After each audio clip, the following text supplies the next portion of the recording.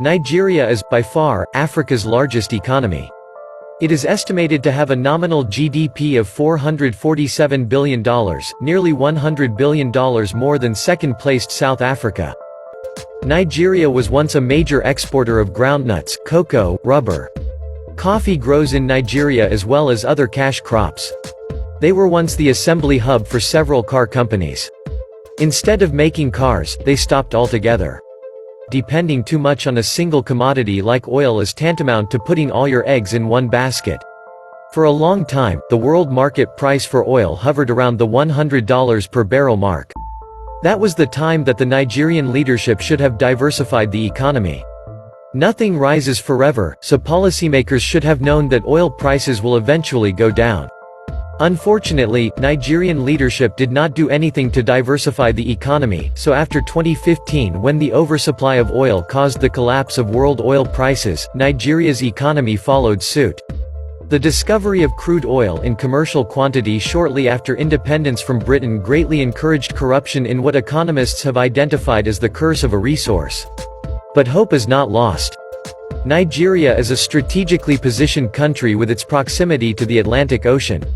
If the present administration and subsequent ones can prioritize massive investment in infrastructure, vis-a-vis upgrading and improvement in its road networks, construction of seaports and modern airports that could attract international investors, the country is bound for greatness. The population is young, the currency is cheap, and it has some of the highest entrepreneurial participation rates in the economy, compared to many countries.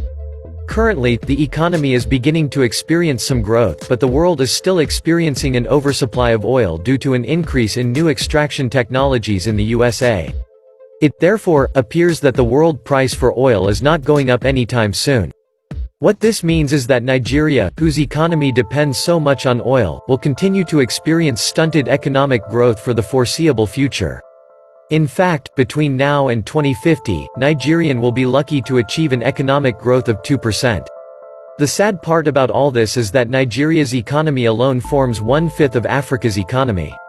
What this means is that even if the rest of Africa does well in terms of economic growth, an underperforming Nigerian economy alone is able to bring down the collective GDP of Africa to very low numbers. Nigeria and Africa, in general, should instead focus their attention on solving basic problems that do not require a lot of money to resolve. Solving many of these basic problems will automatically eliminate other bigger and costly problems. Some of these basic but critical problems include lack of street names and house numbers and addresses. If they cannot even locate people when looking for them, why will investors grant loans to people if the borrower can just disappear when it comes time to repay the loans, and you cannot find his street address to locate him? Another issue that can be solved easily and does not require too much money is relocating road vendors and passenger stations and putting them further away from busy roads. There is a whole lot of disturbance that goes on around these car stations and spill onto the roads, causing extra traffic jams. If these stations are relocated a few kilometers from the car stations, the disturbances will not spill over and affect the roads. Last but not least, African governments should start organizing their informal sectors and formalizing them. It has been said that the IMF was shocked when they estimated and got to know how big Africa's informal sector is. The International Labour Organization estimates that more than 55% of sub-Saharan Africa's GDP and 80% of its labor force is in the informal sector. Most of these are not accounted for in any government statistics, making estimates of GDP and employment very low. African governments, therefore, have considerable opportunities to invest just a little money into these sectors. Remember, these sectors already exist, so governments do not need too much money to create jobs there. They just need to put little money so these sectors can be well structured to start contributing to city revenues.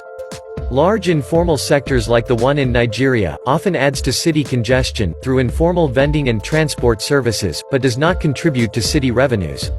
These vendors and transportation services should be formalized by building modern markets and passenger stations closer to their present locations, but further away from city streets.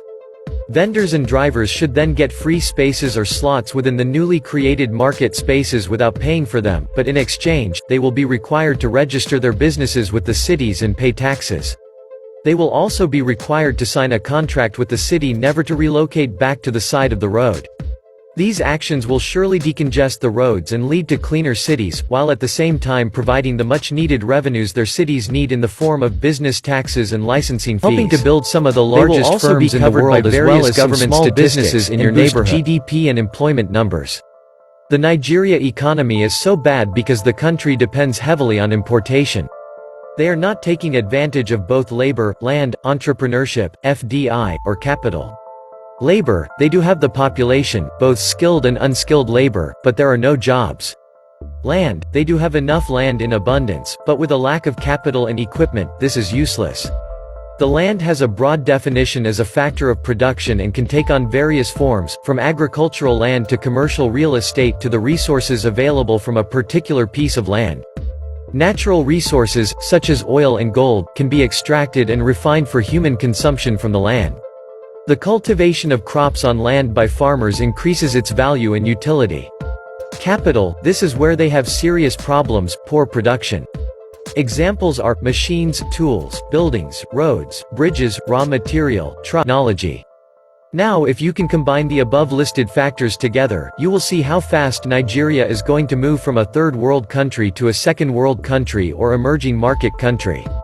Still, Nigeria, with a population approaching 200 million, has no industrial base to speak of, and is unable to generate more than 10% of its own electricity needs, and has extremely limited infrastructure. Only a handful of decent roads connecting 4 to 5 larger regional cities, no rail, no inland waterways. The only thing working for the country is a relatively well-educated English-speaking population. Oil, in my view, is nothing more than Dutch disease. Dealing with any one or two of the above barriers will unlock the Nigerian economy into exponential economic growth.